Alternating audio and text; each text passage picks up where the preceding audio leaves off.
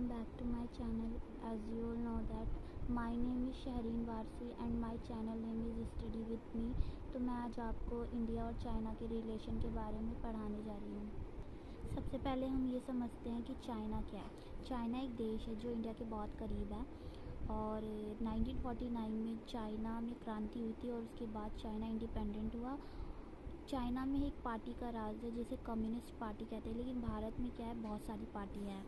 Communist भी है, बहुत सारी है, भाजपा है, अलग अलग तरह की पार्टीज़ हैं।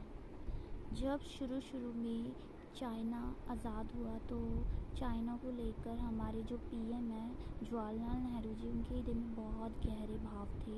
उनको लगता था कि चाइना हमारा मित्र है, लेकिन जो हमारे वल्लभ भाई पटेल जी थे उन्होंने ये बात कह दी थी कि आने वाले समय में चाइना इंडिया को खदेड़ देगा। खदेड़ने का मतलब होता है इंडिया के ऊपर कब्ज़ा करेगा, मतलब ये मित्र नहीं है, ये एक तरह से इंडिया का फ़ायदा उठा रहा है और आने वाले समय में अपने फ़ायदे के लिए ये इंडिया के ऊपर भी हमला कर देगा। और ये बात सच साबित हुई। कब हुई? 1962 में, जब चाइना ने इंडिया के ऊपर आक्रमण किया तो इंडिया को बहुत ज़्यादा हानि हुई, मतलब पूरी तरह से जो सेना थी वो भी हार गई। और जो हमारे पीएम थे जवाहरलाल नेहरू जी, उनके खिलाफ़ पहली बार अविश्वास प्रस्ताव लाया गया।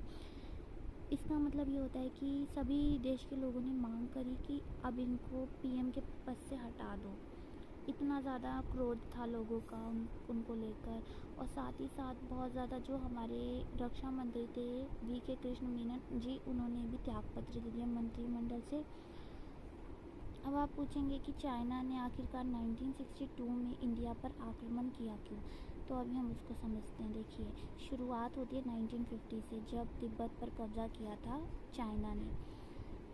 तिब्बत के जो धार्मिक नेता, उनका नाम था दलाई लामा, उन्होंने इंडिया से मदद मांगी। 1959 में इंडिया ने उनको मदद कर दी। अब चाइना को ये लगा कि मेरे दुश्मन की मदद कर रहा है भारत और उनके आंतरिक मामले में हस्तक्षेप कर रहा है, मतलब उनके पर्सनल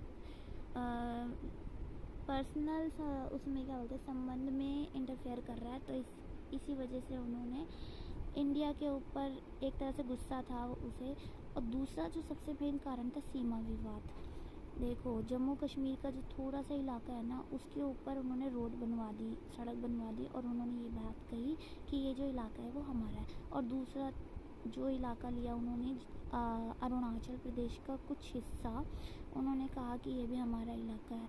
और भारत ने मना करा कि जो सीमा है, सीमा विवाद वो अंग्रेज़ों के समय ही सुलझा दी गई थी, लेकिन उन्होंने कहा वो जो सीमा विवाद था वो गलत था, इसलिए भारत का जितना भी हिस्सा ये हमारा है। तो इसको लेकर विवाद हुआ और 1957 में उन्होंने इस पर कब्ज़ा भी कर लिया और आखिरकार 1962 में इंडिया पर कब्ज़ा करा और इंडिया को हराया।